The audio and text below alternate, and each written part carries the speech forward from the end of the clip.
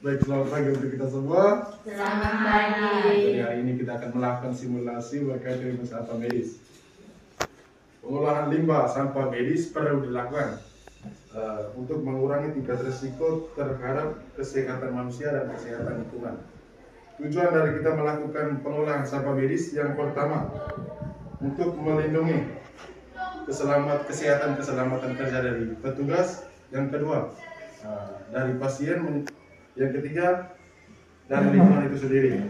Untuk sampah medis yang pertama itu dari bahan infeksius, yang kedua dari kefarmasian yang sudah kadaluarsa, bahan obat-obatan yang sudah kadaluarsa, yang ketiga dari laboratorium yang sudah terkontaminasi.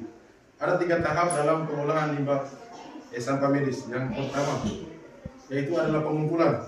Di sini kita sudah lihat ada tempat sampah untuk sampah medis dan tempat sampah untuk sampah non medis. Jadi untuk tahap yang pertama ini kita mengumpulkan sampah-sampah tersebut. Yang kedua kita melakukan pemilahan atau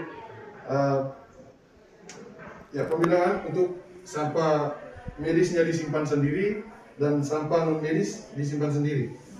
Jadi kita bisa ketahui bahwa untuk sampah medis itu menggunakan plastik yang berwarna kuning, dan yang sampah non medis menggunakan plastik yang warna hitam. Jadi untuk teman-teman semua,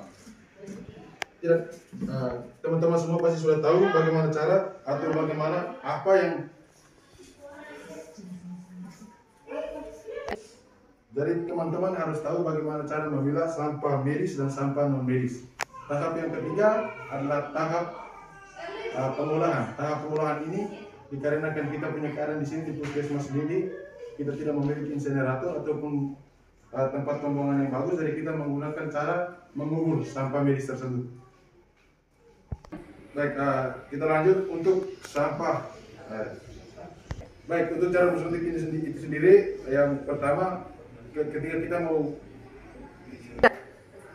untuk penggunaan jarum suntik ini sendiri, yang pertama ketika kita sudah menggunakan jarum suntik, untuk penutup kita buang di sampah non medis. Lalu untuk jarum suntik yang kita sudah gunakan tidak perlu ditutup lagi, tapi kita langsung simpan di tempat penampungan untuk jarum suntik. Ya. Oke, baik teman-teman, untuk diingatkan kembali bahwa untuk tempat sampah, untuk sampah medis dan non medis ini tidak boleh dia sampai meluap atau penuh. Ya, 3/4 dia harus sudah buang ke tempat penampungan sementara. Dari tempat penampungan sementara kita akan memilah lagi, memilih mana sampah medis dan mana sampah non medis. Lalu kita lanjut ke tahap yang ketiga, itu tahap penguburan tadi atau penimbunan. Baik teman-teman, terima kasih. Simulasi kita sampai di sini dulu. Sekian dan terima kasih. Ya.